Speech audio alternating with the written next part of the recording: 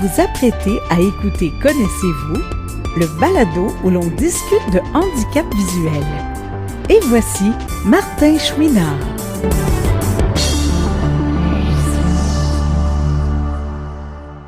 Bonjour à tous et à toutes, bienvenue à Connaissez-vous. Aujourd'hui, c'est une journée spéciale, c'est une émission spéciale. On va avoir, comme à l'habitude, une belle et longue entrevue, mais je pourrais même dire qu'aujourd'hui, on va avoir 2 entrevues. Donc, je vais pas parler très longtemps pour débuter, parce que après la longue entrevue, vous allez avoir une courte entrevue pour conclure cette saison 2021-2022. Nous sommes vendredi le 27 mai. Comme je vous l'ai déjà dit, ce sera la dernière émission de la saison et probablement aussi la dernière émission de Connaissez-vous dans sa forme actuelle. Mais restez à l'affût, on va prendre des vacances, on va vérifier ce qui se passe, on va voir à tout ça. Mais pour l'instant, l'invité que je reçois aujourd'hui, ça faisait tellement longtemps qu'on m'en parlait. Ça faisait longtemps qu'on me disait « Ah, il va t'appeler, vous allez pouvoir faire l'entrevue, prendre un rendez-vous. » Bien, on a fait durer le plaisir jusqu'à la fin parce que c'est aujourd'hui que ça se fait. Cette semaine, notre invité est Patrick Vézina. Possiblement l'enregistrement fait le plus tôt dans la journée et la personne que j'ai, on va dire ça comme ça va paraître drôle, mais vous allez comprendre, le plus attendue parce que ça fait longtemps qu'elle est sur ma liste, mais on a eu un petit peu de difficulté à se retrouver, puis vous allez comprendre sûrement pourquoi, parce que ça implique que notre invité est très occupé. Il s'appelle Patrick Vézina. Tout d'abord, bonjour Patrick.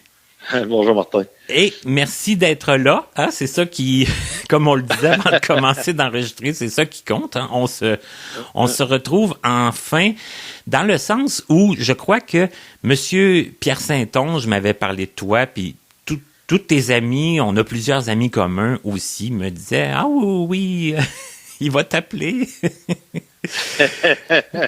Et ben, c'est aujourd'hui que ça se fait et je suis bien content. Alors, si tu le permets, on va laisser faire tout ce temps-là qu'on ne s'est pas trouvé. Et là, maintenant, on va se parler. Tout d'abord, est-ce que tu es à l'aise de nous dire environ vers quelle année tu es né et à quel endroit? Oui, je suis né dans la région de Québec en 1979. OK, d'accord, parfait. 1979. À Québec, hein, c'est Québec. On a parlé avec plein de gens de Québec. Est-ce que tu as toujours vécu à Québec, toi, Patrick? Oui, toujours vécu là, à Québec et les environs. Là. J'ai changé de banlieue une couple de fois. Là, je suis dans la région de Loretteville depuis une dizaine d'années passées. Et est-ce que toi, tu es né dans une famille nombreuse avec des frères et sœurs? J'ai 2 sœurs plus âgées que moi. On se suit toutes de 2 ans. OK, ça pas trop, quand même pas trop éloigné. Non. Et est-ce que tu es né, la question qui tue, la question que tout le monde attend, est-ce que tu es né avec un problème de vision ou si c'est arrivé plus tard? Oui, je suis né avec un problème de vision, mais le temps qu'ils s'en aperçoivent, là, j'avais peut-être 2-3 ans, là, certains. OK, donc quand même assez jeune, mais pas dans les premiers mois de ta vie. Exactement. OK, et ton problème de vision, c'est quoi? Une rétinite pigmentaire inversée. Oh, inversée, d'accord. Ouais, ce qui veut dire que dans le fond, il me reste un peu de champ de vision de chaque côté. À place d'avoir comme dans un tunnel, là, je vois un peu latéralement. OK. Et là, tu dis que ça a été vers 2-3 ans avant qu'on s'en aperçoive. Est-ce qu'on t'a raconté, j'imagine que oui, un peu comment que ton entourage s'en est aperçu? Oui, ben même, tu sais, je dirais 2-3 ans, mais ma mère avait un gros doute, là, bien avant, parce qu'elle trouvait que je fixais beaucoup les lumières. Je cherchais toujours les lumières là, mettons, j'étais dans mon berceau, etc. Là. Puis après ça en a aperçu vraiment là, quand j'ai commencé à jouer plus là, avec les bebelles. Là, dès que la lumière du jour là, baissait, ben là, j'allais chercher les bebelles à la place là, avec mes mains en tâtonnant à la place d'y aller directement. Là, fait que c'est de cette façon-là qu'elle l'a découvert, puis qu'après ça, elle a enclenché plus là, le processus diagnostique. Là. OK, c'est qu'elle avait quand même des soupçons, là, elle avait comme des doutes. Là. Oui. OK. On s'imagine que tes sœurs, eux, n'ont pas de problème de vision. Non. Tout le monde a une bonne vue dans la famille, sauf moi. Et le petit dernier? Oui, je suis le petit dernier. C'est ça, c'est le petit dernier qui a hérité du... Et est-ce que toi, quand tu as commencé, est-ce que quand tu allais jouer, j'imagine, dehors avec tes amis, est-ce que ça te causait des ennuis? Oui, c'est sûr que certains, mettons qu'on joue au ballon, des choses comme ça, des fois ça pouvait être un petit peu plus compliqué. Mais tu sais, j'étais quand même chanceux dans ma jeunesse, je dirais que j'ai toujours eu un bon cercle d'amis. Fait que même, tu sais, quand j'étais jeune, mes amis, s'ils commençaient à faire son, ils me guidaient sans problème, je mettais ma main sur l'épaule, puis ils me guidaient, puis ils me ramenaient à la maison, tu sais. Fait que je me suis jamais senti de ce côté-là, soit mis de côté ou, tu sais, aussi. Une chose qui était importante à dire, dans le fond, c'est que moi, ma mère, quand elle avait consulté, là, au moment là, qu'elle avait su le diagnostic, tout ça, pour savoir comment agir, là, puis, tu sais, elle s'était fait dire, là, beaucoup, là, laisse-la aller, puis, tu sais, surprotège-les pas. C'est ça, laisse-le faire ses expériences, laisse-le faire ce qu'il est capable de faire, en tout cas, puis trouver aussi ce qui est capable de faire. Ouais, puis faire qu'est-ce qu'il est pas capable de faire aussi. Pour le savoir, hein, faut l'essayer. Oui. J'imagine que ça a dû quand même être difficile pour elle, mais on comprend que c'est ce qu'elle a fait, c'est que tu n'as pas été surprotégé. Et non. En plus, tes amis ont été ont comme compris là, tu sais que ta vision était différente.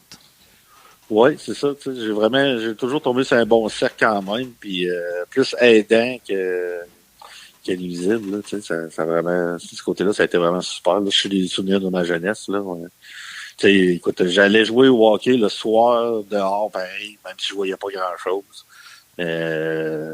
C'était plus, je couvrais mes angles. Des fois, même, j'étais gardien de but, tu sais. Au hockey motine. C'est ça. Fait que j'ai toujours été quand même bien intégré. Hein. C'est qu'on peut dire que toi, t'as fait un peu ce que t'as voulu faire, puis ça n'a pas été trop traumatisant. Non. Puis je me rappelle même quand je revenais chez nous, des fois, après avoir joué le soir comme ça, c'était mon bâton de hockey qui me servait de canne blanche. Ah oui? Ouais. Fait que je pouvais suivre mon trottoir avec mon bâton de hockey. Tu t'as trouvé comme l'utilité du bâton à autre chose, puis pour t'aider. Ça faisait bien parce que dans ce temps-là, c'est sûr que je me voyais pas me promener avec une canne blanche. Là, ça a été bien long mon processus là-dessus. Là. Fait que, Et l'école, est-ce que ça a été tout aussi bien? L'école, écoute, j'ai fait mon cheminement régulier là jusqu'à la fin du secondaire. Dans des groupes là, réguliers. La seule chose, c'est que je lisais 2 pages puis j'avais mal à la tête. J'avais des manuels agrandis là, puis tout ça. Là, fait que c'était fastidieux un peu là, la lecture puis les devoirs puis tout ça. Fait que souvent, j'étais quand même chanceux parce que j'écoutais puis après ça, j'avais une bonne capacité de retenir. Fait que comme ça, je m'en sortais quand même bien. Mais sinon, tu sais, ça a comme... Je lisais pas le Braille, dans le fond, à l'époque. Là. Fait que ça a comme coupé un peu là, au niveau là, des études là, supérieures. Là. C'est sûr que après le secondaire, j'ai comme pris une année là, où est-ce que je savais pas trop ce que je voulais faire. Après ça, je me suis inscrit en cours d'ébénisme, mais j'ai pas dit que j'avais un handicap visuel à ce moment-là. OK, mais juste pour finir avec t'as fait tout ton cheminement dans le fond à ton école de quartier, dans un groupe régulier avec des manuels agrandis. Est-ce que tu avais d'autres adaptations que ça ou uniquement tableau blanc. OK. Ensuite de ça, lunettes télescopiques. Puis, mettons, loupe aussi, là, pour les choses, là. Mais, non, j'avais pas d'autres adaptations, là, ben, à part ça, là.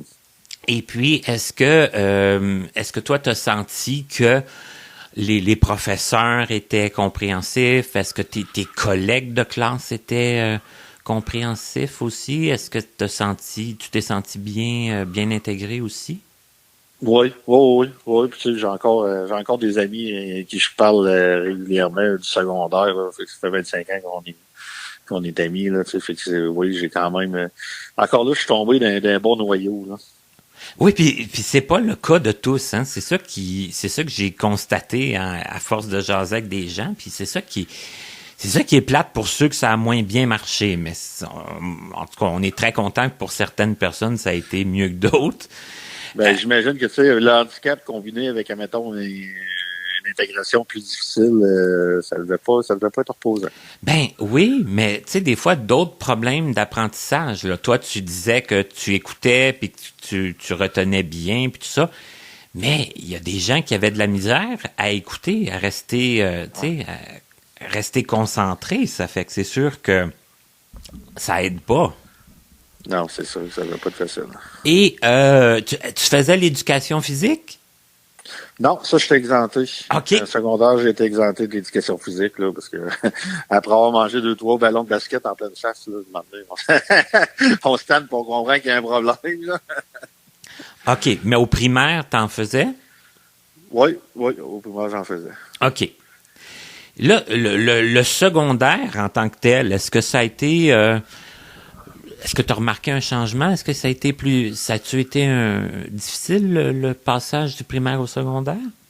Ben, c'est sûr que au début, là, je pense que tout le monde vit ça un peu, là. C'est comme intimidant un peu, puis on change. Et nous autres, c'est sûr qu'il y a des affaires là-dedans qui aident pas nécessairement avec le handicap visuel, là, de changer tout le temps de local. Tu sais, il y a beaucoup de repérage à faire, des nouveaux airs, puis c'est comme comparé au primaire où est-ce que tu sois toujours dans la même classe, là, ça demande quand même pas mal plus, là.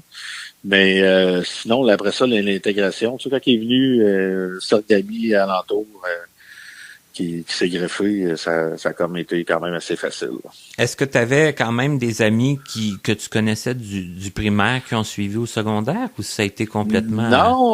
Non, parce que dans le fond, moi, un an avant, mettons, au début de ma 6e année, avant ma 6e année, mes parents avaient déménagé puis étaient partis, en tout cas, bref, d'une banlieue à une autre dans le coin de Québec. OK, t'as changé de quartier, là. T'as changé de... Oui, j'ai changé vraiment de secteur. Puis en plus de ça, ben, ce qui est arrivé dans ce moment-là, c'est que pour un an, il y a beaucoup d'écoles qui trouvaient que c'était beaucoup d'intégration puis pour juste un an, là, ils étaient pas sûrs. Fait que je me suis retrouvé à aller à l'école plus loin, finalement, là, que le quartier où est-ce que je restais. Fait que, tu sais, j'ai comme été un an de temps à voir des amis, mais des amis à l'école, mais pas... Puis quand on a transféré au secondaire, ben là, ces amis-là que je m'étais fait dans cette année-là, ben les autres, ils allaient à une autre école secondaire vu la situation géographique, là. Okay. Fait que quand je suis arrivé à Polyvalente, là, tu sais, je connaissais personne. Okay. À part ma soeur qui avait 2 ans de plus, là, mais tu sais, qui était pas dans le même secteur que moi, puis qui avait ses amis, puis c'était pas... Donc, là, ce que tu me dis, c'est que, bon, le cercle d'amis, ça a été recommencé, mais ça n'a pas été vraiment un problème. Puis, les gros changements, c'était de changer de local, puis tout ça, puis t'adapter, dans le fond, dans une nouvelle école, puis... C'est ça, j'ai plus eu de misère à l'adaptation quasiment quand je suis parti de mon quartier en 5e année vers la 6e année. OK. Que de 6e à secondaire, là. OK. Ça a été là la plus grosse coupure. Ouais. OK.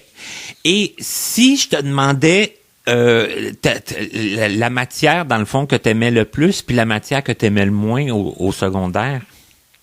Secondaire, la matière que j'aimais le plus, c'était il appelait technologie, ou technologique, là, dans le temps, là. OK, oui. C'était la techno, là, où est-ce que on fabriquait, là, on fabriquait des choses, prototypes, là, de... des machines à gomme, des coffres électromécaniques et toutes sortes de babelles, là, qu'on faisait, là, des modulateurs de fréquence, toutes sortes de choses, là, manuelles, là, dans le fond, hein. C'est ce que j'aimais le plus. Après ça, c'était pas mal, je pense, sciences physiques, maths, là, plus là, mon bag un peu. Là. Mais ce que je détestais le plus, c'était le français, bien entendu. Ouais.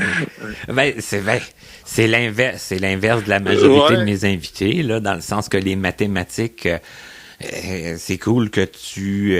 c'est plus intéressant, mais tu étais capable de bien suivre tout ça, là, parce que c'est quand même assez visuel, puis que, bon, ceux, des fois, qui ont aucune vision, ils ont un peu de misère, des fois, à figurer tout ça, là, mais on comprend que toi, c'est sûr que tu avais quand même ta vision pour voir ça, là, ça fait que... Et tu disais que rendu au... Puis là, bon, tu as terminé ton secondaire. Quand tu as terminé le secondaire, tu as dit j'ai pris un temps d'arrêt pour... Oui. Parce que c'était clair que toi, tu voulais pas aller au collège.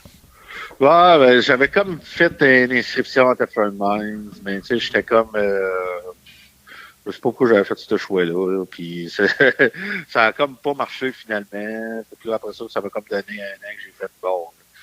Je vais prendre un temps d'arrêt là, pour voir vraiment plus. Là, puis mais t'as fait aussi dans ces années-là. Là. T'as fait une inscription, puis tu te dis ça a pas marché dans le sens que t'as pas été accepté ou? Non, j'ai été accepté, mais là, il fallait que je fasse comme une genre de mise à niveau, dans le fond, pour certaines matières. Là, je me rappelle plus c'était quoi, c'était pas de la physique forte qu'il fallait que je fasse cette année-là. Puis finalement, j'ai comme laissé. J'étais pas là. J'étais pas prêt pour tout à ça. Ça correspondait pas, là.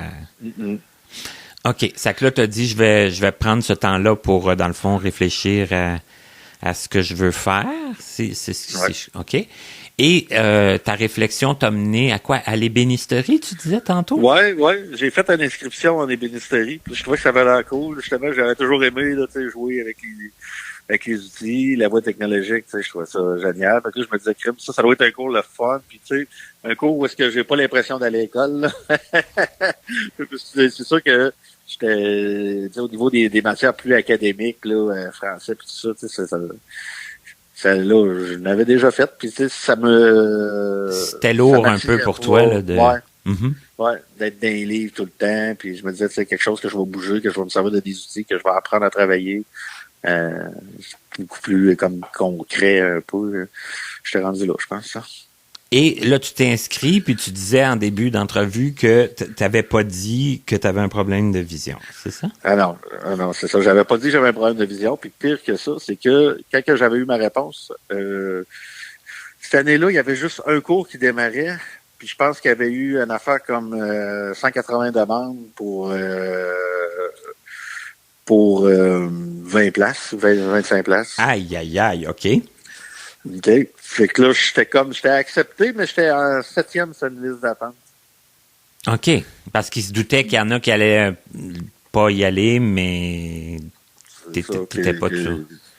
Ou il y a du monde qui avait choisi comme deux affaires. Ouais. Fait que moi, dans ce temps-là, ce que j'ai fait, j'ai pris le téléphone, j'ai appelé à l'école, j'ai appelé à la direction. J'ai dit, pourquoi vous ouvrez pas un autre cours? Vous avez de la demande, tu sais, pour finir. Après ça, j'ai appelé la commission scolaire. J'ai appelé vraiment partout, là. mais on comprend que t'es culotté, toi, là. T'es pas gêné, puis t'as pas peur de... Ah non, j'ai brossé un package, puis à 20 ans, c'était encore pire, là, 19-20 ans, là. On n'était pas conscient de tout nécessairement. Fait que, non, écoute, mais quand même. C'est ça, non, j'ai appelé partout. Puis comme par hasard, la veille de l'inscription, là, où est-ce qu'on allait vraiment compléter l'inscription, ils m'ont appelé, puis on dit qu'il y avait une place qui était libérée pour moi. OK. Fait que j'ai eu ma place. Mais ils n'ont pas ouvert d'autres cours, là. Non, ils n'ont pas ouvert d'autres cours, mais je suis passé de 7e à on a une place pour toi. Tu avais la place dans les 20 là, qui prenaient. Ouais. OK. Et là, qu'est-ce que tu as à nous dire sur ce qui s'est passé par la suite? Ben, c'est que dans le fond, qu'est-ce qui s'est passé? C'est que j'ai bon, tu sais, le moment où est-ce que au début du cours, on se présente tout un après l'autre, là, on fait un petit tour là, de classe là, pour dire où est-ce qu'on vient, puis qu'est-ce qu'on a des. C'est ça, tu sais, qu'est-ce qu'on veut du cours, qu'est-ce qu'on attend, puis tout ça. Ben moi, c'est là que je leur ai présenté le fait que j'avais un handicap visuel. Oh, Je me OK. rappelle encore comme si c'était hier. le branle-bas de combat que ça a fait, là. Tout le monde, là, je me suis retrouvé dans le bureau de la direction, hein. Ça n'a pas été long. Puis là, il essayait de me pousser à un cours de même en série à Victoriaville ou, tu sais, écoute, il voulait pas, là, le chargé de cours, puis la direction, puis tout, là. Puis ça, je me rappelle encore aussi comme si c'était hier, c'est que moi, ce que je leur ai dit, donnez-moi, parce que je savais qu'il n'y avait pas le droit nécessairement de m'exclure non plus. Tu sais, genre, Ouais, c'est délicat, là. ouais, c'est délicat. Fait que je savais que j'avais quand même une petite position pour tu sais, tenter quelque chose. Puis dans le fond, c'est ça, c'est que tu l'as pas dit avant parce que là, il aurait pu trouver 56 000 raisons pour te... Jamais rentrer dans le cours. Hein. C'est clair, c'est clair. Surtout avoir leur réaction, c'est sûr que je rentrais pas dans ce cours-là. Hey, je pense que tu as bien fait, hein? Ouais. Puis je sais pas pourquoi que j'ai procédé de même, mais en tout cas, c'est une question de feeling. Des fois, hein, on fait des affaires et on ne sait pas exactement. Tu sais, il y avait pas grand-chose de, tu sais, c'était pas prémédité, dire, il y avait pas de stratégie en arrière de ça. Peut-être j'avais juste comme eu le feeling qu'il fallait pas que je le marque dans l'inscription, puis que, écoute, c'est ça, qu'on allait essayer, là. Ouais, fait que je me rappelle encore, c'est ça, c'est que dans le bureau de la direction, là, je leur ai dit, puisque le moment donné, ils essayaient de m'envoyer un cours à Victo, puis ci, puis ça, puis là, je leur disais, ben là, moi, je reste à Québec, puis on parle pas des mêmes frais, là, quand il faut que tu te loges, puis etc. Ben là, franchement, ben oui. Ouais, puis je dis là, je comprends pas si un banditier est dangereux pour moi ici, il va être genre dangereux pour moi aussi à Victo. Fait que ce que je leur ai dit, je leur ai demandé de me donner 3 semaines d'essai. J'ai dit, donnez-moi 3 semaines d'essai. Si vous jugez que je suis dangereux pour moi ou pour les autres, je me retire sans faire de merde en bon français. Mais sinon, je vais sauter sur le bureau ici. Puis ça, je m'en rappelle encore. Je leur avais dit ça. C'est ça que je disais quand j'étais un petit peu plus fou à 20 ans. Là. Fait que, tu sais, en voulant dire, regarde, ça se passera pas. Je vais déplacer de l'air, là. Vous allez m'entendre. Ouais. Fait que je voulais vraiment le faire, finalement, le cours. Et ils ont accepté? Oui. Ils ont accepté de me donner 3 semaines. C'est sûr qu'ils me supervisaient. Au début, ils m'avaient comme jumelé un peu avec un autre élève. Puis après 3 semaines, ils sont tous venus s'excuser parce que, écoute, ils voyaient bien que c'était que je le voulais, puis que je faisais attention, puis j'écoutais beaucoup la sécurité. Puis, tu sais, écoute, j'avais une personne qui était complètement voyante dans le cours, qui s'était déjà enlevé un petit bout de doigt avec un convoyeur. Fait que, tu sais, je veux dire, j'étais pas plus à l'abri d'un accident qu'un autre, mais tu sais, je faisais beaucoup attention pour, c'est ça, pour Mais c'était quoi tes expériences d'outillage? Est-ce que tu t'avais joué un peu avec des outils à l'adolescence, à part en techno là, à l'école? Oui, j'avais joué, c'est sûr, j'avais pris les outils à mon père dans le cabanon, puis je m'étais fait là, des petits projets. Après ça, j'avais aidé mon père à bâtir un patio de clôture, un cabanon. Tu sais, une sorte de petites choses de même, là, autour de la maison. Là. Il était jamais rien arrivé de grave, puis tu savais aussi un peu ce que tu étais capable de faire, là. Oui, mais en même temps, si, avec du recul, je repense à ça. Je me demande si je m'étais vraiment servi tout seul d'un banditier avant. J'ai un petit anglais, je suis pas sûr non plus. Tu sais, des outils à l'âge, j'avais jamais touché à ça. On partait quand même, là. OK. Donc, quand tu leur as demandé un 3 semaines d'essai, t'étais pas 100% sûr non plus, là, où tu penses. Écoute, ouais. Il y a des outils, je connaissais même pas leur nom, là-dedans. Là. Ouais, mais tu sais, d'un autre côté, c'est un cours, hein? Ça fait qu'on apprend on apprend des choses. Tu sais, moi, j'avais des personnes dans mon cours qui sortaient d'un bac en enseignement, puis d'autres d'un bac en marketing, tout, là. Aucun lien. Ben non, c'est ça. Donc, après 3 semaines, tu dis, ils sont venus s'excuser, puis là, bon, accepté. C'était fait, là, t'étais accepté officiellement dans leur tête, là. Ouais. Et là, ça durait combien de temps, ce cours-là? C'était 2 ans. OK. Puis là, tu l'as complété? Oui. Je l'ai complété, en temps, oui, jusqu'à la fin du cours. La seule chose, c'est sûr qu'il y a des modules que je pouvais pas avoir, dans le sens que, tu sais, comme, mettons, dessin, dans le temps, c'était tout du dessin à la main. Ben, moi, je faisais des dessins, mais là, on avait monté une caméra sur un téléviseur, puis je dessinais, dans le fond, à l'écran. Je dessinais sur ma table à dessin, mais ça sortait à l'écran. Puis, c'est sûr que j'avais pas un trait fin. OK. Puis, tu sais, le gros du module de dessin, c'était beaucoup la propreté du dessin. Puis, Toute la finition, puis tout les mini-détails, puis tout ça, là. ouais, fait que, tu sais, de moment donné, à travers le cours, là, quand tu vois qu'il y a des modules de même que, bon, t'auras pas, c'est ça, tu fais même pas l'examen pour rien, là. Et il te dit, les critères, tu rentres pas. J'aurais pu me battre pour, mettons, faire créditer des modules, puis tout ça. Mais en même temps, en guillemets, ça vaut rien, un diplôme d'ébéniste, dans le sens que t'es pas assujetti à la Comité de la construction du Québec.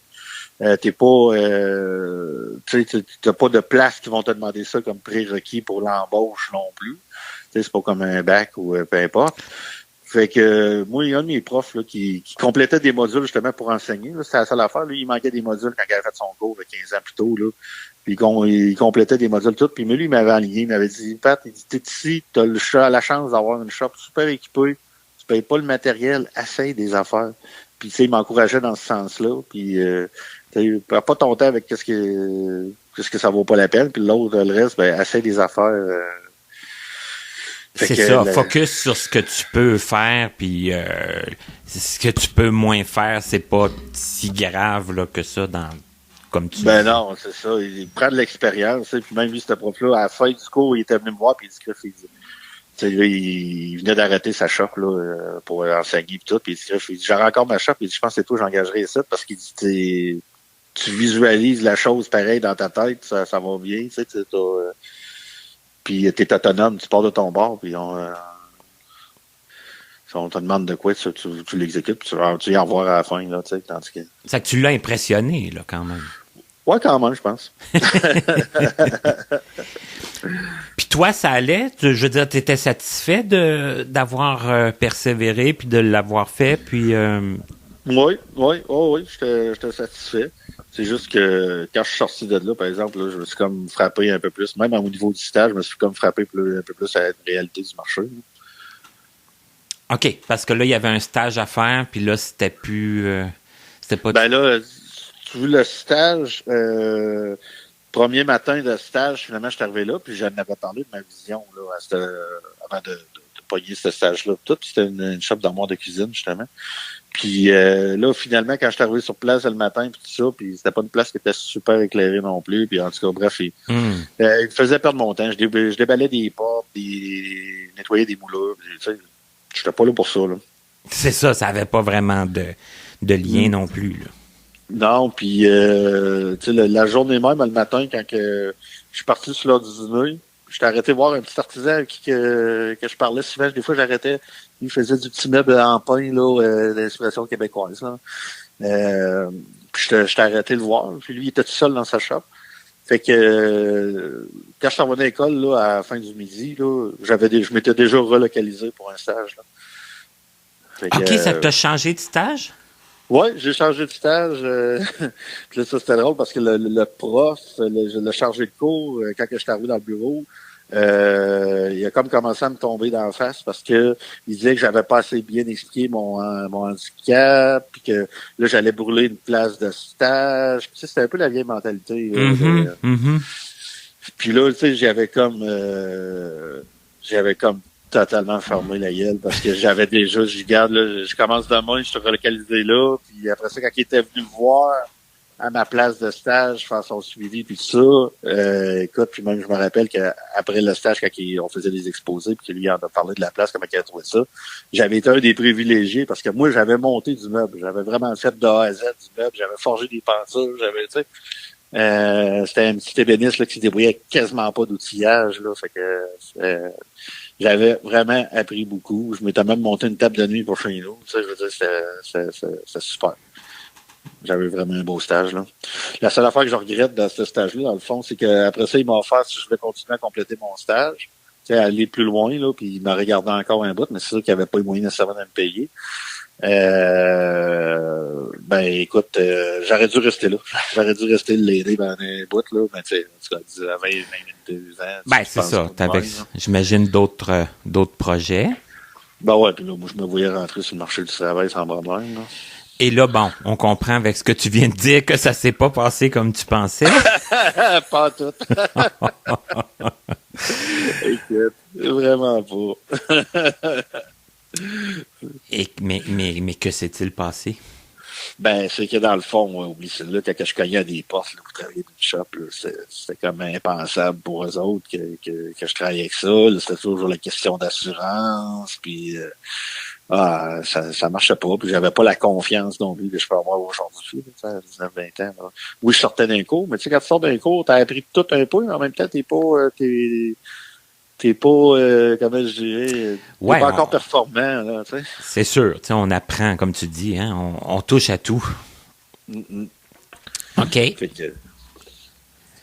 Fait que finalement, ça a été pas mal le marché du non-emploi pour moi pendant un bout. Rendu là, de 20 bonne 20. Ben, aussi le fait que j'ai eu une bonne baisse de vision après mon cours et tout ça. OK. D'accord. J'ai eu une bonne baisse de vision. Fait que là, bon, il a fallu que j'aille me réadapter aussi. Ce qui veut dire apprendre à lire le braille, apprendre à me servir là, de l'informatique assistée là, avec JAWS. Ouais, parce que c'était là, tu m'avais ouvert une porte en mentionnant le braille, mais j'étais curieux de savoir quand c'était arrivé. Là. Donc, ça a été là. Ça a été un peu plus tard. Ouais, ça a été à 24 ans le braille, 24, okay. 25 ans. Est-ce que ça a été... bon, parce que souvent, quand on a des maladies des yeux, on s'attend des fois à ce que notre vision baisse. Est-ce que tu t'en attendais? Est-ce que ça a été quand même un gros choc? Ben, écoute, j'étais pas préparé à ça, vraiment. Je savais que ça risquait d'arriver, comme que je sais que ça risque encore d'arriver. Mais, non, c'est ça. Oui, ça a été quand même un bon choc, là. Parce que, tu sais, là, tu passes, là, moi, tu sais, je lisais des télévisionneuses, j'étais indépendant, j'étais rendu en appartement, sauf que là, de moment donné, tu sais, je disais, ma télévisionneuse, elle fonctionne plus bien, je suis plus capable de faire le focus, puis, avant ça, ben, il y a eu le courrier qui rentrait dans la boîte à roulettes, de demander, regarde de voir si ton nom est dessus, puis demander tu vois plus si ton nom est dessus. Fait que là, tu fais comme, ouais, tu sais, toutes les petites choses de même, là, qui te font comme réaliser au fur et à mesure qu'il y a quelque chose qui se passe, puis en même temps, t'es pas... Ouais, la télévisionneuse, ça se pourrait peut-être qu'elle soit brisée, mais là, si tu peux plus lire sur la lettre... Ouais, puis quand tu te promènes, puis moi, je me promenais pas souvent avec une canne blanche, en fait, jamais dans ce moment-là. Tu te promènes même là dans le jour, puis là, tu te retrouves encastré sur un coffre de char. Ouais. Là, tu fais comme, ouais, écoute. Ça commence à faire beaucoup. ouais. Fait que là, il y a eu une bonne période, là, je te dis, cette période-là, ça n'a pas été une période facile dans ma vie, là. Mais je suis tombé pas mal sur le partout aussi dans ces années-là, puis il y a eu un processus, là, un peu de fuite, là, de à 25 ans, là. Puis à 24 ans, justement, 24-25 ans, là, je me suis repris en main. Puis après ça, là, je me suis assagi pas mal. Puis après ça, ben là, j'ai misé sur ma réadaptation. Là. OK. Puis ça a quand même bien été. Tu as appris le braille, donc le braille de base, le braille abrégé ou seulement que le braille? L'intégral seulement. OK. Puis écoute, ça n'a pas été facile, je te dirais. Tout ça, c'est fait, je l'ai dit, là, peut-être sur un an, là, c'est partout, là. Parce que de moment donné, là, tu sais, il y avait un bout, là, où est-ce que là, je l'avais plein mon casque, là, puis je le garde, là. Puis mon intervenante, à ce moment-là, elle disait, ben, regarde, on va prendre un petit break, là.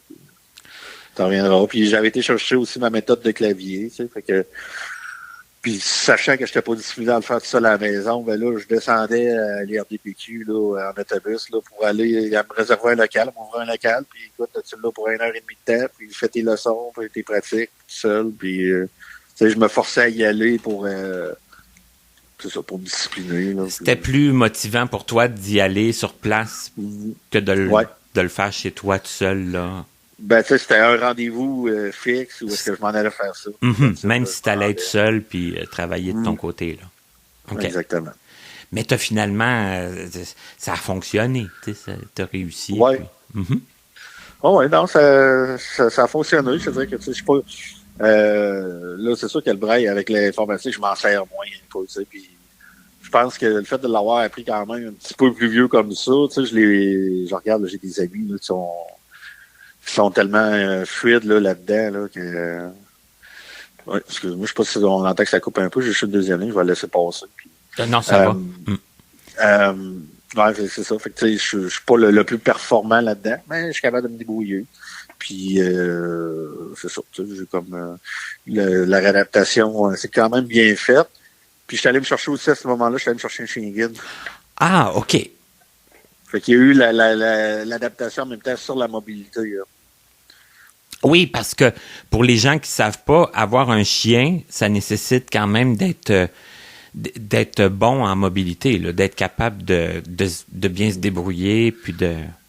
Ça, j'ai une petite anecdote là-dessus. Justement, quand je suis allé à mon évaluation chez Mira, moi j'allais là juste, dans ma tête, j'avais pas besoin nécessairement de chien, j'étais pas rendu là, mais je m'étais dit, on va faire un premier contact, puis on va travailler à mobilité, tu sais. Puis à l'époque, là, c'était Christine, là, à l'IRDPQ, puis elle disait, bon, on va les faire ton évaluation, tu sais.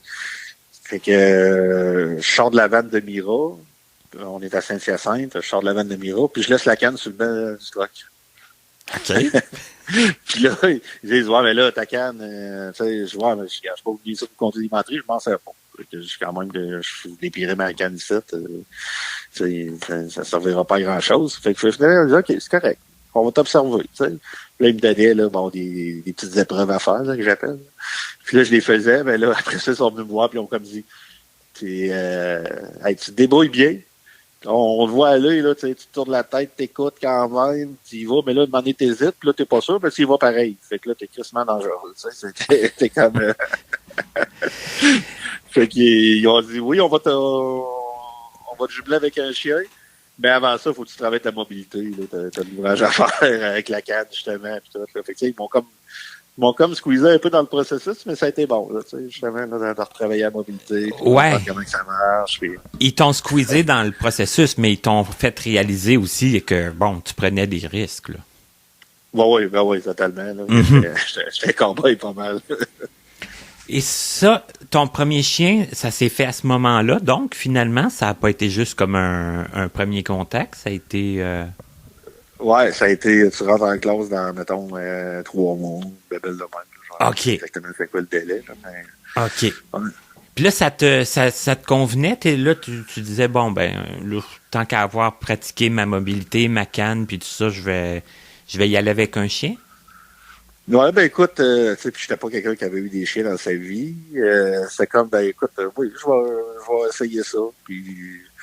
On va voir comment est-ce que ça... Je me laissais porter pas mal là, par la vague là, à ce moment-là. Là, on était... là, t'avais quel âge? As-tu encore comme 25? 25, ouais, dans ce coin-là. OK. Donc, ton premier chien, c'était à ce moment-là. Ouais. Et ça a été une belle expérience pour toi, les chiens? Est-ce que tu en as encore un maintenant? J'en ai encore un. Honnêtement, ça a été une expérience merveilleuse parce que oui, tu sais, il y a eu tout le côté mobilité. Écoute, on recommençait à aller dans des centres d'achat parce qu'avant, je oubliais ça comme la peste un moment donné parce que c'était trop compliqué, trop de monde qui arrivait de gauche à droite. Puis là, tu recommençais à me promener et à avoir du fun, là, sans être obligé de suranalyser. Puis ça a été beaucoup aussi un peu une émancipation dans le sens que de m'afficher en tant que non-voyant, vraiment. Avant, là, je peux avoir le commentaire comme il a l'air chaud ce gars-là, puis je fais bon agent, là, parce que la façon que je cherchais, la façon que je me déplaçais, ou peu importe, là, c'était beaucoup de... Ah oui, les gens, ils pensent toutes sortes d'affaires autres que un problème de vision. Visuel, là. Puis d'accepter d'avoir de l'aide aussi. Ça, c'est... Eh oui, c'est un paquet d'acceptation, ça, là. Oh, ouais. Le chien, ça a été vraiment une belle expérience. C'est que ça a été toutes des choses bénéfiques, là. Oui. OK. Vraiment. Et là, le travail, après ça, comment ça s'est réenclenché? Écoute, le travail, la façon que ça s'est réenclenché, Ben là, tu sais, j'ai fait un cercle un peu de connaissances, tout ça, par l'IRDPQ, puis par le fait de la réadaptation, Mira aussi, tout ça. Fait que j'ai fait un petit bout de temps, j'ai fait des campagnes de levée de fonds pour Mira. OK. Ensuite de ça, il y a eu l'ouverture d'un cours, parce que là, je regardais aussi pour c'est ça, pour la formation, justement. Pour retourner me chercher une autre formation de quoi qui était peut-être plus réaliste qu'ébéniste, là. Fait que, fait que là, finalement, je suis allé me chercher, il y a eu l'ouverture d'un cours en massothérapie. Oui. Avec Pierre, puis... Pierre Saint-Onge. Oui, Pierre Saint-Onge, puis tout là, l'entourage aussi, là, François Côté, puis tout ça, là, avec un bon suivi là, au niveau psychologique, puis toute la bébelle. Là. Fait que finalement, il y a eu un cours qui est parti. Fait que je me suis inscrit, puis j'ai fait la formation là, de massothérapeute. Puis suite à ça, on a décidé on était 4, 3 du cours, puis là, c'est une autre personne là, qui avait déjà suivi le cours une couple d'années avant, de partir un centre de massothérapie, sous forme de coopérative, où est-ce que c'était des personnes non-voyantes qui passaient à l'intérieur du centre de massothérapie. OK. Fait que, on faisait de la discrimination au niveau de l'emploi, mais inverse.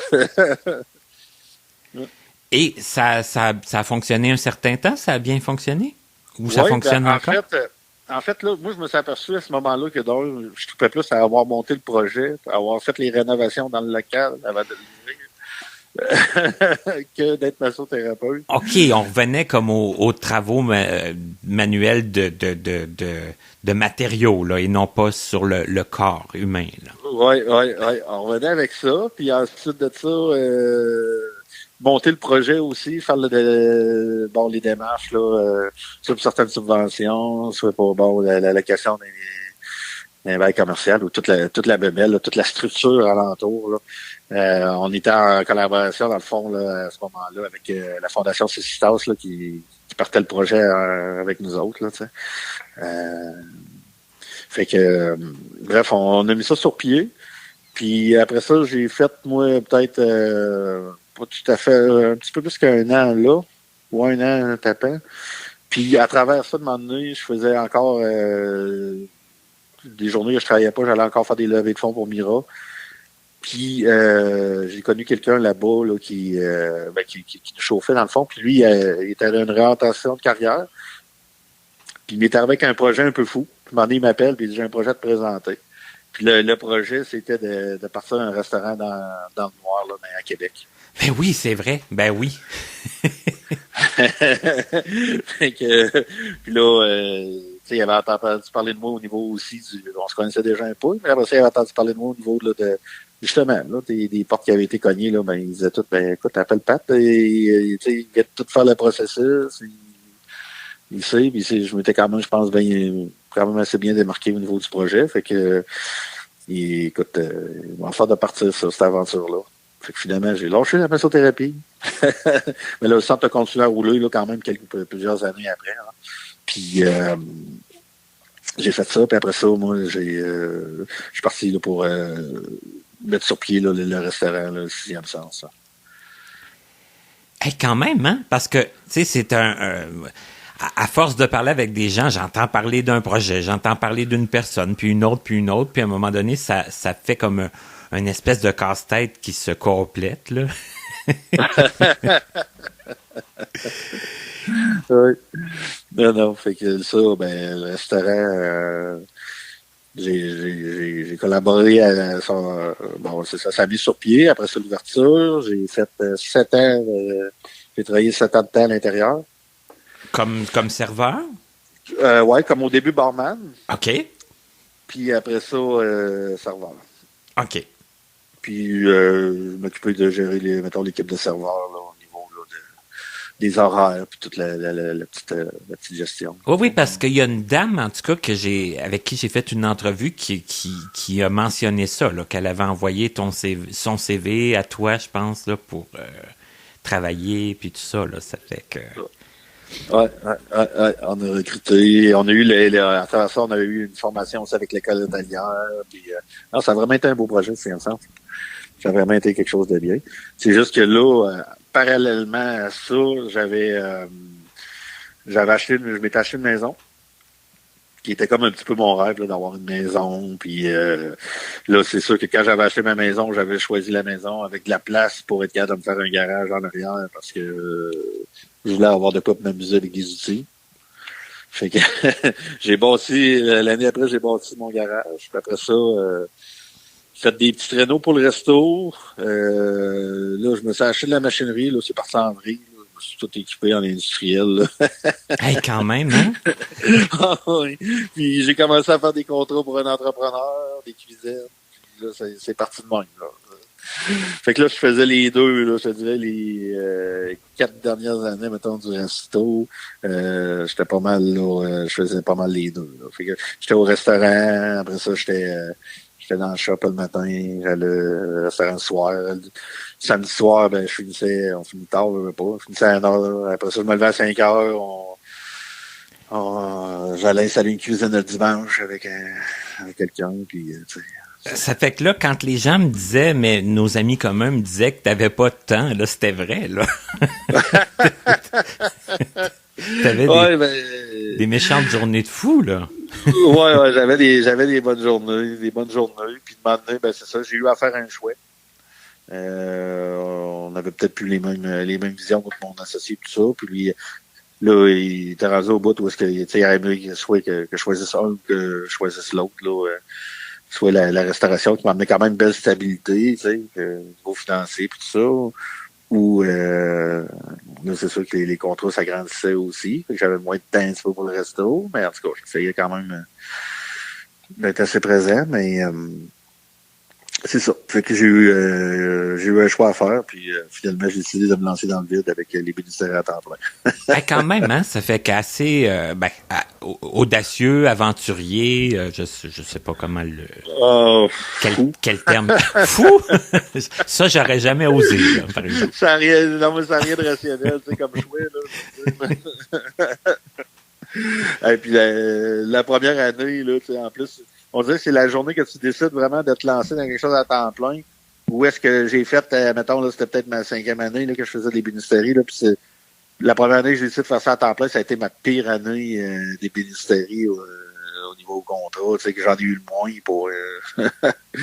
Puis après ça, tu sais, j'avais commencé à fréquenter une fille, puis un mois après avoir lâché le restaurant, j'apprenais qu'elle était enceinte. Fait que c'est quand même toute une drôle d'année, là. Ouais, OK, ça partait en fou, là. Là, c'est le cas de le dire. Ouais, alors, cette année-là, honnêtement, j'ai failli tout perdre, là. Tu sais, c'était comme, parce que je perdais, la stabilité financière, puis l'ouvrage rentrait pas au rythme que j'aurais aimé 40. Plus ma blonde qui était enceinte, la grossesse, puis tout à côté en parallèle. Non, ça n'a pas été une année, facile, la première année. Puis après ça, ça a parti comme fou, là. Qu'est-ce qui explique que la première année en ébénisterie a pas été comme que la moins bonne de toutes, puis qu'après ça les gens te connaissaient, les gens se parlaient, les gens Ouais, ben c'est ça, c'est que tu sais, oui, j'avais déjà du référencement, puis j'avais déjà du référencement, puis j'avais déjà des entrepreneurs pour qui je travaillais un peu. Puis, mais tu sais, c'était pas assez pour me faire vivre. Puis là, ça a tombé des années qu'eux autres, tu sais, des fois, ils ont une année qu'ils vont avoir, mettons, 5 cuisines pour moi, puis l'autre année, ils vont en avoir 2, tu sais. Fait que là, ça tombait dans une année qui, selon les contrôles lui qui rentraient, qu'il en avait 2. Fait que, tu sais, je veux dire, puis là, après ça, par contre, ça a quand même bien décollé, parce que là, j'ai eu du référencement à un autre entrepreneur, puis un autre entrepreneur. Tu sais, d'un coup que la chaîne est partie vraiment en plus, là, puis là, tu sais, le réseau de contact va pas, avec les années, il s'agrandit. Fait que là, tu sais, il y a une cuisine que t'as faite pour quelqu'un de 8 ans, que là, finalement, tu fais le beau-frère l'année d'après, tu sais, 5 ans plus tard. Puis, il y en a une autre que, l'année passée, je pense, il y a une famille, j'ai fait 3 ou 4 membres dans la famille. Ben oui, là, les gens se parlaient, ils disaient, ben, c'est qui a fait ta cuisine, puis ils te référaient, là, ça fait que... Ben ouais, c'est ça. Mm-hmm. Puis, fait que là, tu sais, un coup, je pense que tu as quand même un bassin de base de bien ancré, je fais zéro publicité. Là, je suis correct, puis j'ai l'ouvrage par-dessus la tête, là. Puis aussi, là, bon, avec le temps, c'est ça, d'autres contacts, là, donc, j'en faisais pour un entrepreneur, là 4 ans, là, j'en fais pour 4, t'sais. Est-ce que tu as eu beaucoup à discuter de ton handicap visuel aussi, vu que c'est beaucoup du bouche à oreille, du référencement, tout ça, est-ce que les gens comprennent que tu es capable de faire la job puis qu'il n'arrivera rien de fâcheux? Ouais, ben c'est sûr que, tu sais, je suis... au niveau de ça, la façon que, tu sais, j'en parle pas tant au début. Ben, souvent, ils savent déjà, vu que c'est du référencement, justement, tu sais, ils ont déjà été briefés un peu. Puis, après ça,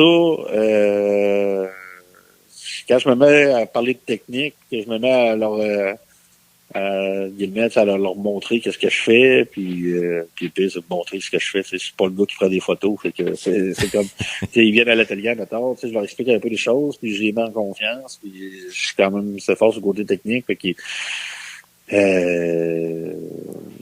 c'est drôle. Le monde, ils font confiance. Ils savent que je fais ça pour gagner ma vie, donc, tu sais, j'en fais plusieurs, puis au début, ça a été plus, c'est ça, c'était comme un petit peu plus touché, là.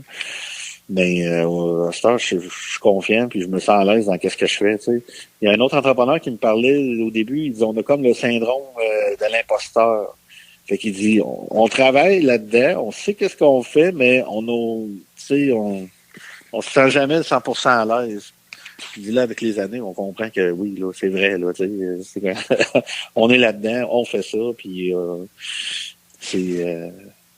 ça va de soi. Fait que, tu sais, les gens, au niveau du handicap, là-dessus, c'est drôle parce que, tu sais, des fois, ils vont me donner un coup de main à rentrer du stock, là, ou ils vont s'organiser pour pas que j'aie rien dans les jambes, là, en même temps que je circule, là, tu sais. Ils vont t'accommoder, mais ouais, c'est ça, ouais, pour t'aider, là. Oui, exactement. Bon, ils sont très collaboratifs. Puis même que, tu sais, des fois, ça ajoute au fait qu'ils trippent parce que là, en plus de ça, ben, on veut pas donner un service assez personnalisé. Quand ils ont une petite shop versus ils vont aller acheter un meuble chez Ikea, c'est une autre chose. Fait que là, tu sais, c'est ça. Le monde, ils viennent que j'y rentre vite collaborateurs dans le processus. Donc, c'est quelque chose là que avec le temps, ça s'est bien placé, bien organisé, puis qui est satisfaisant pour toi là, puisque là tu fais ça à temps plein, puis. Oui, oh, oui, non, c'est ça, ça a vraiment. Non, tu sais, puis même au niveau des fournisseurs, tu sais, mes fournisseurs à cette heure, comme il est venu me porter une nouvelle collection là, de mélamine, là, les nouvelles couleurs, là, tu sais. Puis oui, il m'a amené le catalogue régulier. En même temps, il m'a amené des échantillons plus gros. Il dit, pour toi, je pense que ça va être plus facile. Tu sais, j'ai même plus à le demander. C'est comme, tu sais, toi, je sais que ça te prend des échantillons plus gros parce que... Ouais, puis c'est ça. Puis il y en a, ça fait qu'il te les apporte. Puis ouais, il m'apporte ça à côté, il m'amène des petits extras de même. Tu sais, je veux pas, on finit par avoir notre réseau, puis c'est super... de ce côté-là. Là, j'ai comme on dirait, c'est comme facile. J'ai pu demander. Autant que c'était un secteur que je pensais jamais être capable d'évoluer là-dedans. Puis c'était comme un rêve, moi, là. C'était comme un rêve. Puis c'était un rêve, en fait, là, pas comme. C'était un rêve. Puis, tu sais, honnêtement, ça dépasse toutes mes attentes dans le sens que je travaille pas pour quelqu'un, c'est moi qui lead le projet. Puis tu sais, je travaille pour mon client, en fait, là. Mais c'est moi qui structure la bébelle, puis c'est vraiment, là, je sais même pas comment le décrire exactement, là, mais tu sais, Ben, je pense que t'aimes plusieurs aspects, hein. T'aimes le côté de créer, puis t'aimes le côté administratif, là, le côté gestion, puis. Ouais.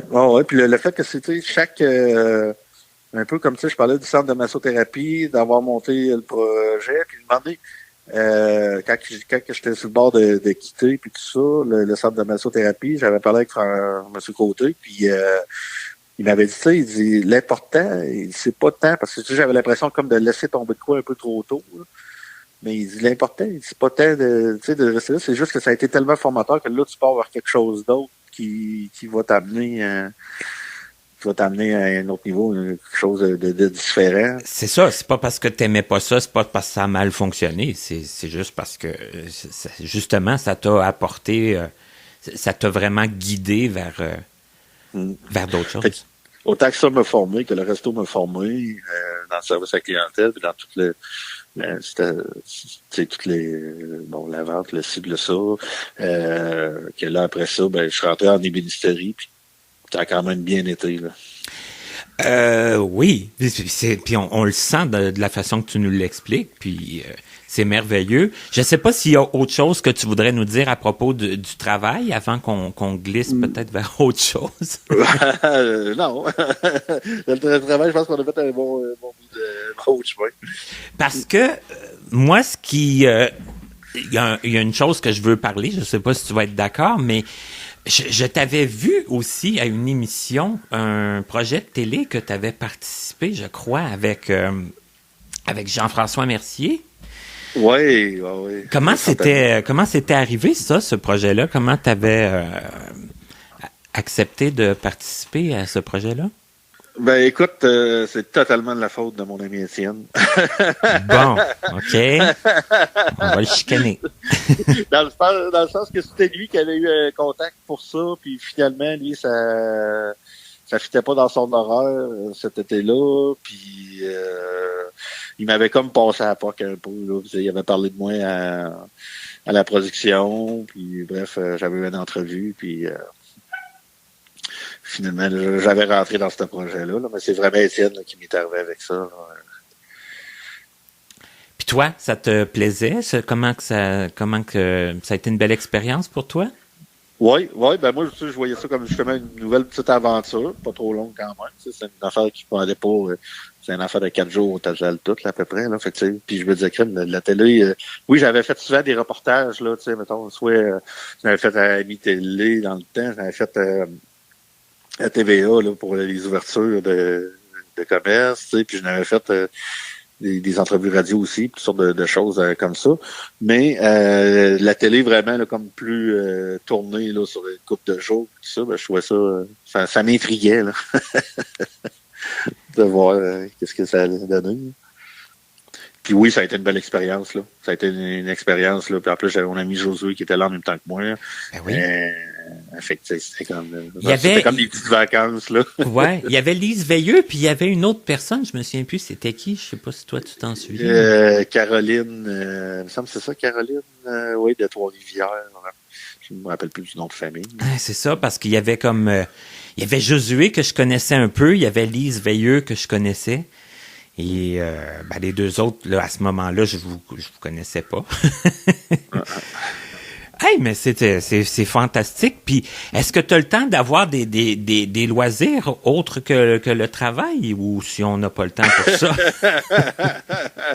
Je rénove ma maison. Je viens de passer 3 semaines pas de banti, là, parce que j'ai changé mon banti. Puis écoute, par bout, des fois, je trouvais ça long un peu. En tout cas, je me suis tapé pas mal de romans policiers. Mais, OK, tu lis?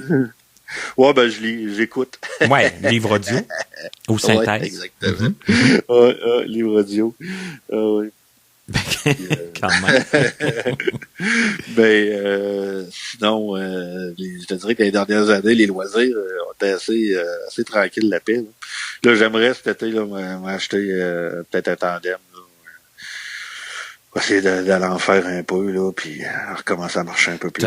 Ton ami Étienne s'en est acheté un, là, ça fait... Ouais, je sais, là, il me donne la piqûre à chaque fois qu'il m'en parle, là, fait que là, j'aimerais ça, là. Il va juste falloir que je trouve une conductrice, là. Ah, OK, ben oui. Ouais. Ben oui, puis se tenir en forme, puis prendre l'air, puis... Oh oui, non, c'est ça, là, sortir de l'atelier un peu, là.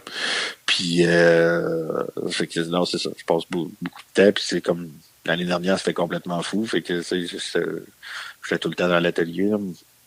Mais là, je veux essayer d'en remettre de l'équilibre un peu dans tout ça, puis de me remettre en forme un peu aussi à travers ça, là. Ben, c'est fantastique. Tout ça, je te le souhaite bien. Ah ouais.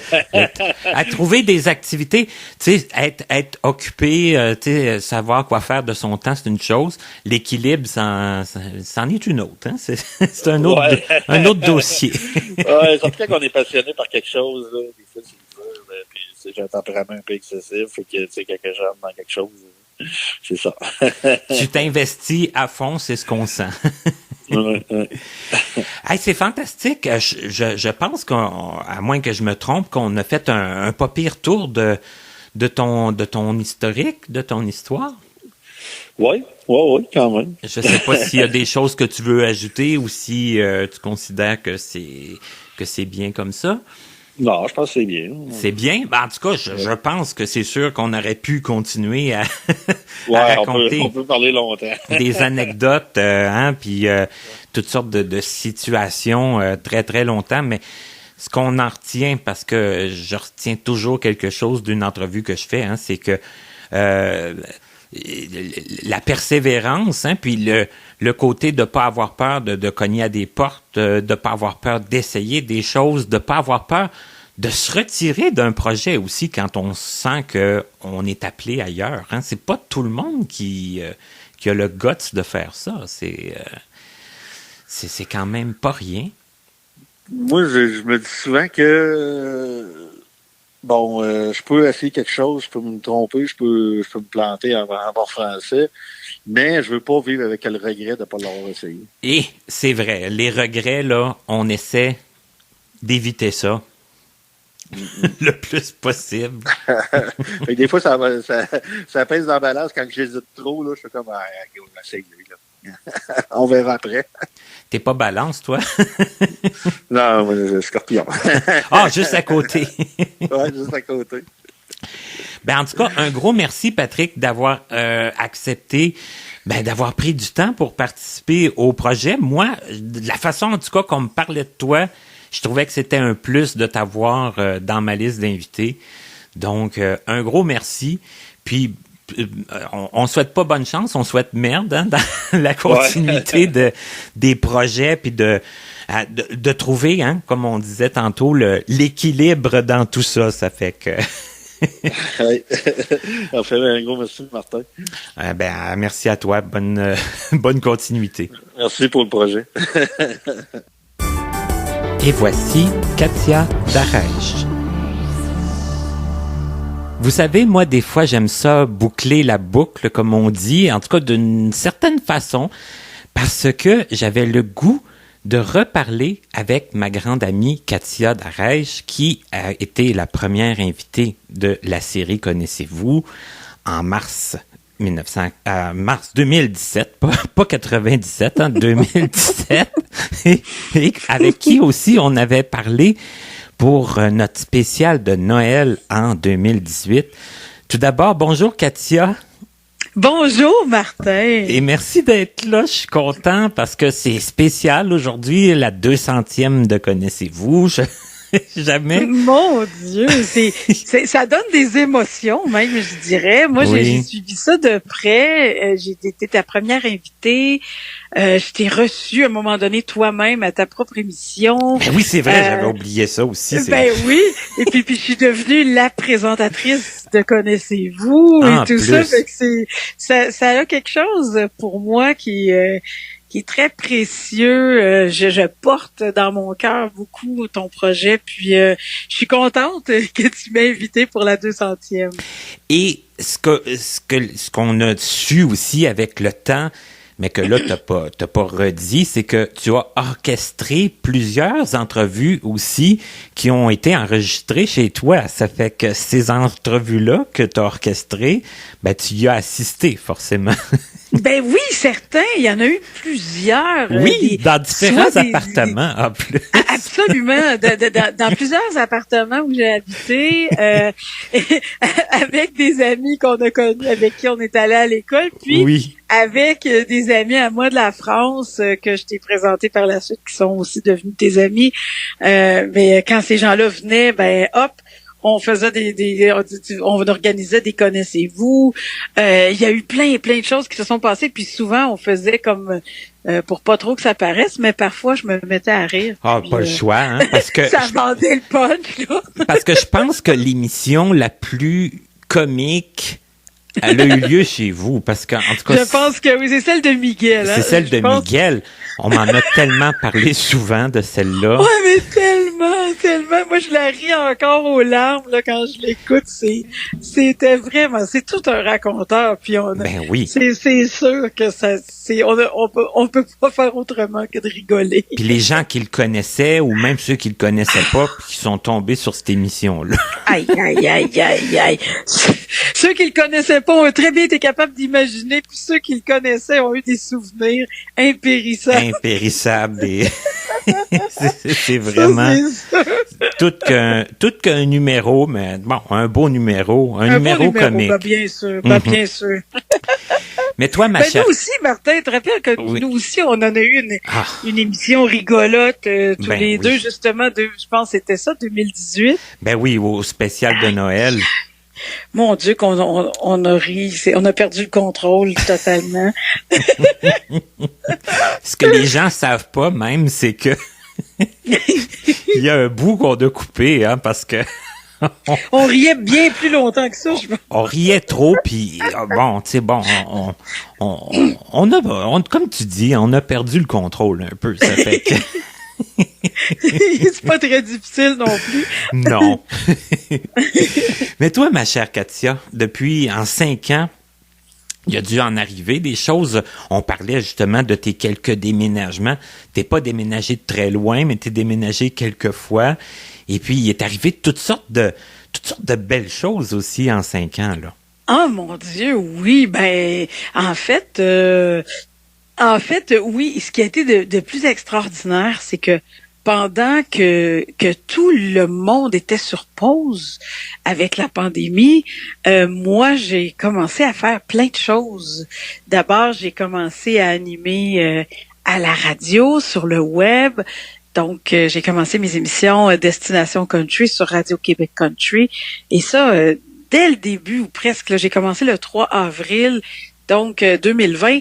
Donc, c'était vraiment pratiquement les débuts de la pandémie. Et moi, je me suis dit, c'est le bon moment pour faire du bien aux gens, pour les divertir, pour leur faire plaisir.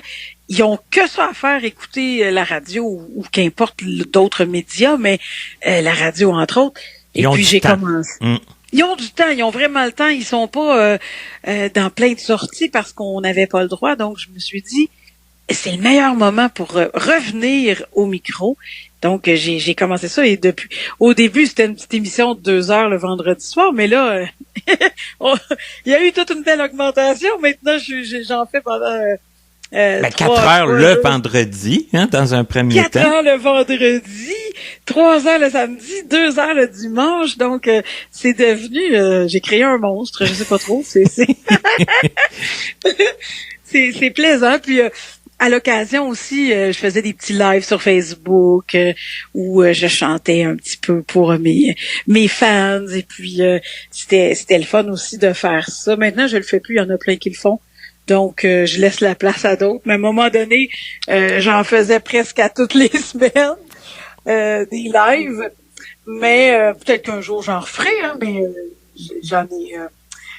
j'en ai beaucoup fait aussi.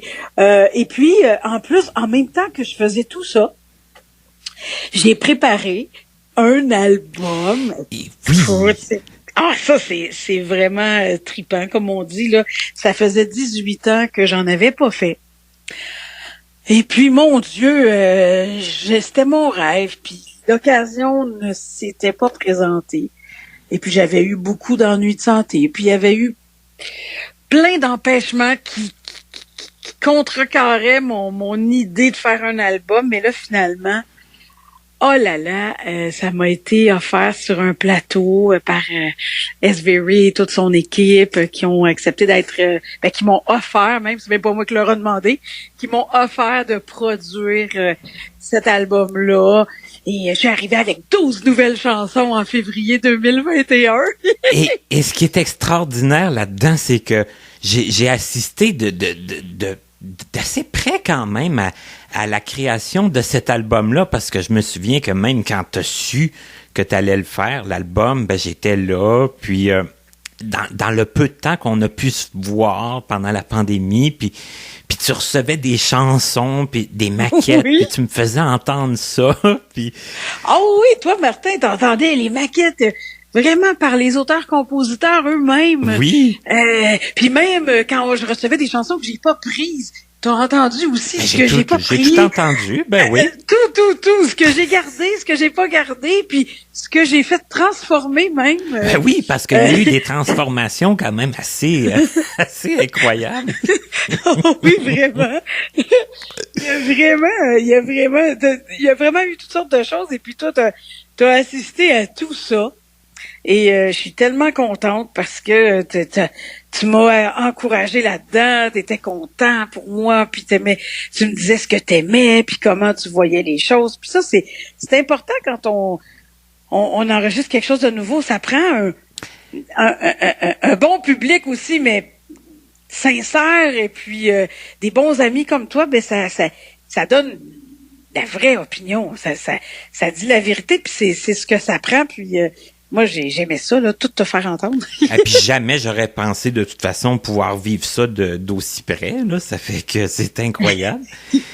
Oui, mais c'était beau, c'était un beau moment. Et là, c'est ça, ce bel album-là qui est sorti, ça fait 1 an.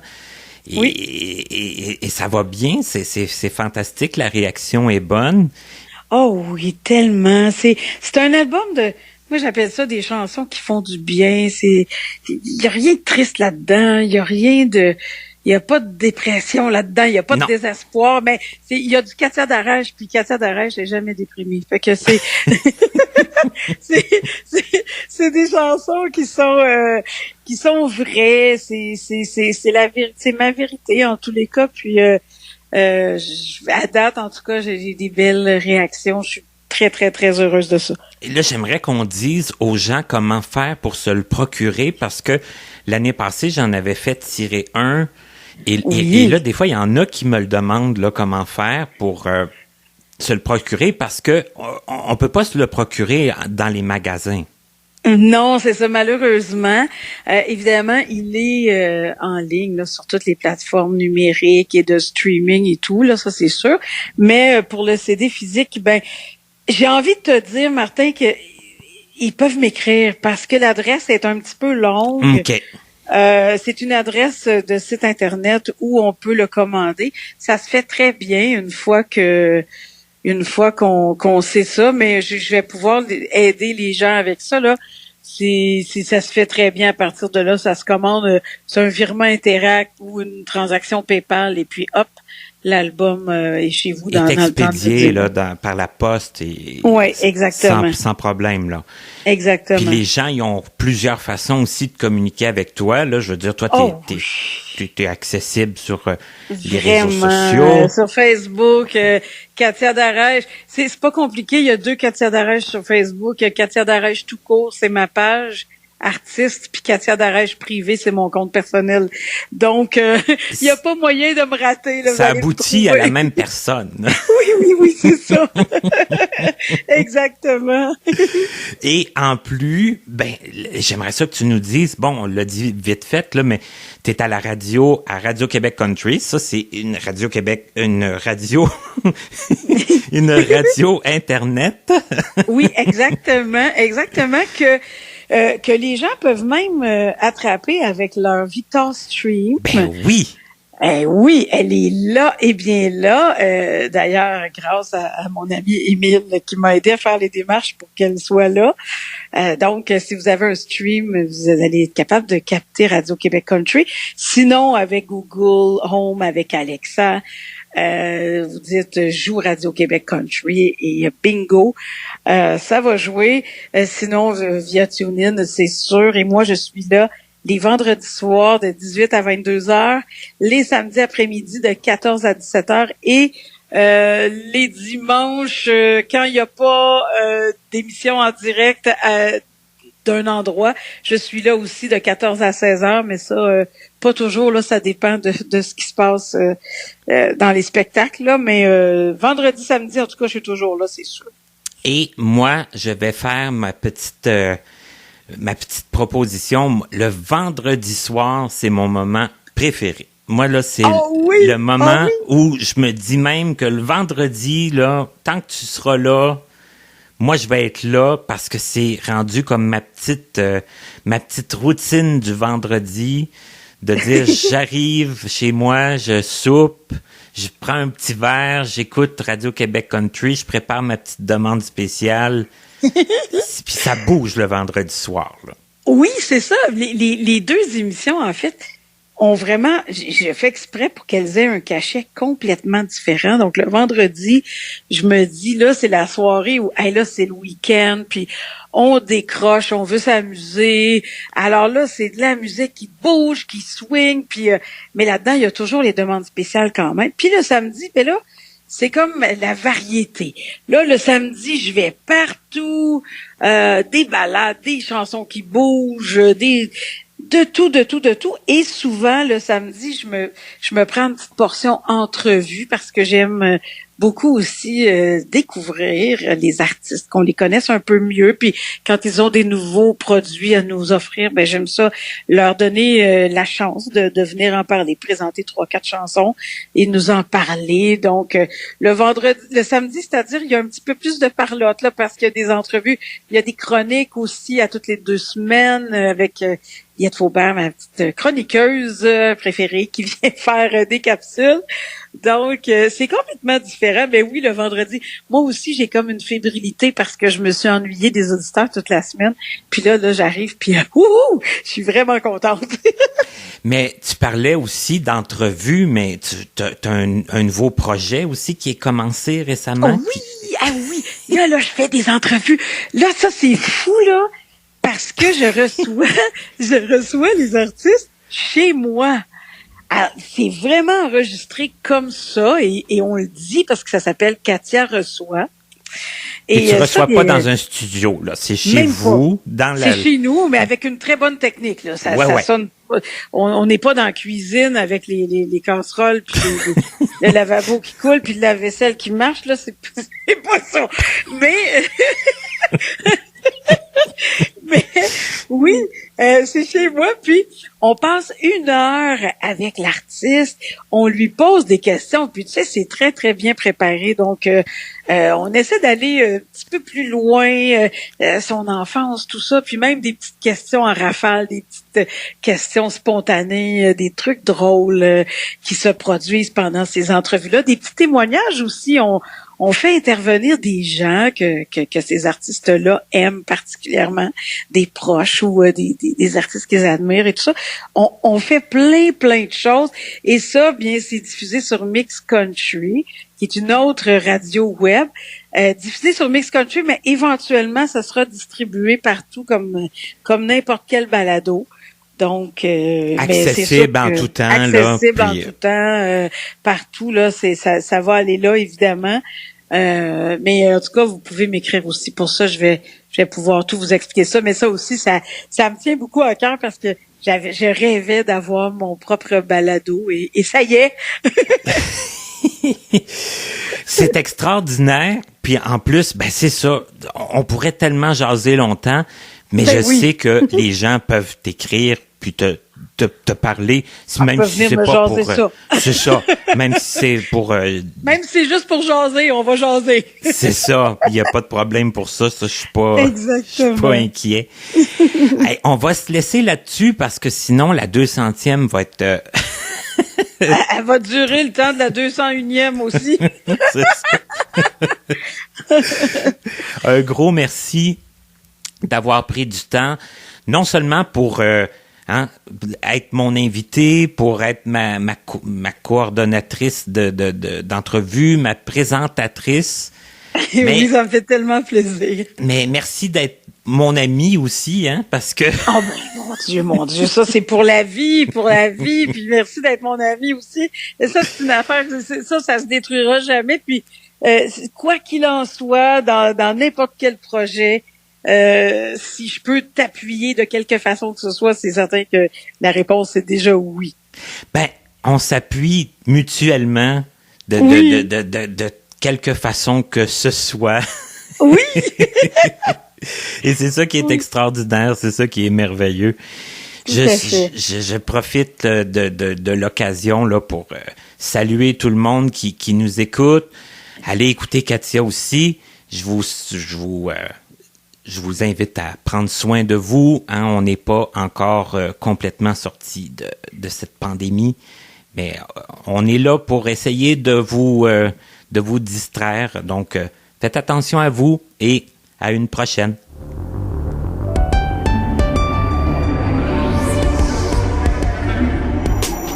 C'était Connaissez-vous avec Martin Chouinard.